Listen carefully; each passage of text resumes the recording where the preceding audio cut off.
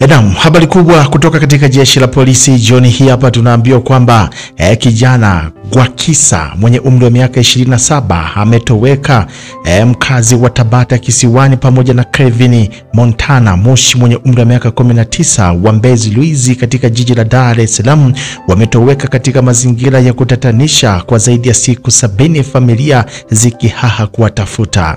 Kelvin pamoja na Gwakisa wametoweka tangu Januari 24 na 26 mwaka huu katika matukio mawili tofauti. Familia ya Kelvin inadai kijana wao alikwenda shuleni, hakurudi nyumbani, huku begi lake la madaftari lilikutwa darasani siku kadhaa tangu alipotoweka.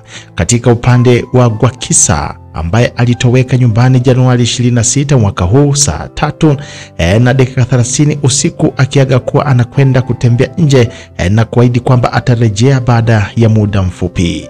Kwa mujibu wa Regina ambaye ni mama mzazi wa Kelvin, anasema siku ya tukio kijana wake huyo alikwenda shuleni na hakurudi. Anakwambia ilipofika saa 1 usiku Kelvin hakuwa amerudi nyumbani. Nikampigia madam simu na kumuuliza, akasema shuleni kwamba kulikuwa na sherehe, hivyo alichelewa. Amesema kwamba majira saa 2 usiku alimpigia tena simu madamu na kumweleza kwamba kijana huyo bado hajarudi nyumbani na kama ana taarifa zozote. Aliniambia kwamba itakuwa ni foleni tu, lakini anakwambia hadi asubuhi hakuwa amerudi. Nikampigia tena nikamwambia naenda huko shule ili nijue pa kuanzia, nitamtafuta alisema.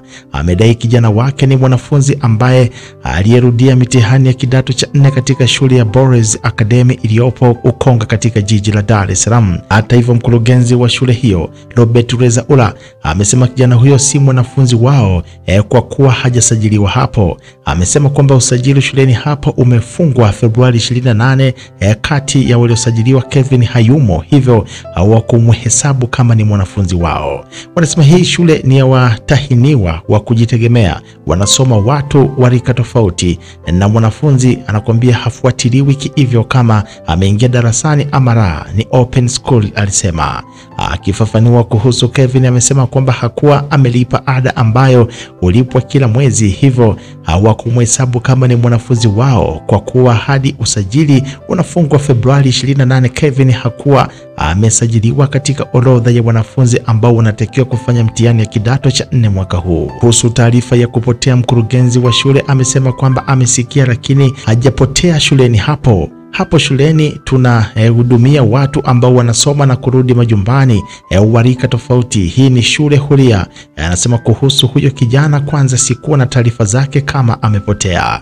Siku napata taarifa walikuja polisi wakiongozwa na OCD, kamanda wa polisi katika wilaya wa Stakishari, na huyo mama wakitaka kujua mazingira ya upoteaji wake. Mimi sikuwa na jua lolote, ndipo kuna mwanafunzi alisema kwamba ameokota begi lake darasani. Akaulizwa begi liko wapi, akasema analo. Amesema kabla ya kwenda shuleni na polisi aliambiwa mama huyo aliwahi kwenda shuleni na kufoka, akiwaambia wafanyakazi pale kwamba watasema mwanae alipo na lazima aifunge shule hiyo. Katika upande wa Gwakisa, kaka wa Gwakisa Agwese amesema mdogo wake alitoka nyumbani siku ya Jumapili Januari 26 mwaka huu majira saa 3:30 usiku, akiaga kuwa anakwenda kumtembelea rafiki yake nje na atarejea muda mfupi. Habokela amesema kwamba walishangaa kuona saa zikizidi kwenda bila kumwona Gwakisa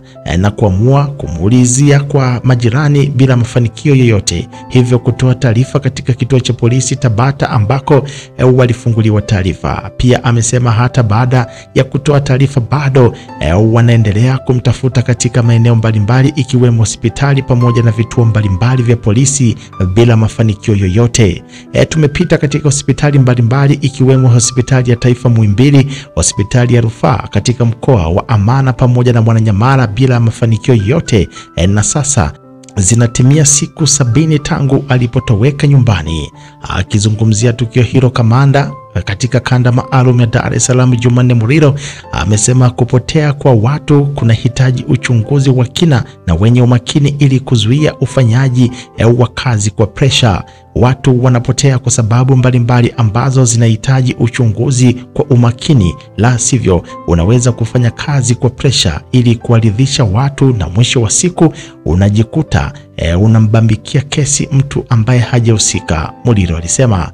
Amesema kwamba kumekuwa watu wakifanya uchunguzi kwa umakini, kwani kwa kesi ambazo wamezifuatilia zaidi ya 37 wamebaini sababu kadhaa, ikiwemo ni kisasi kwa watu ambao wamewadhulumu, ambapo baadhi yao anakwambia wanabebwa na watu hao, na wanapohoji familia wanadai kwamba wametekwa.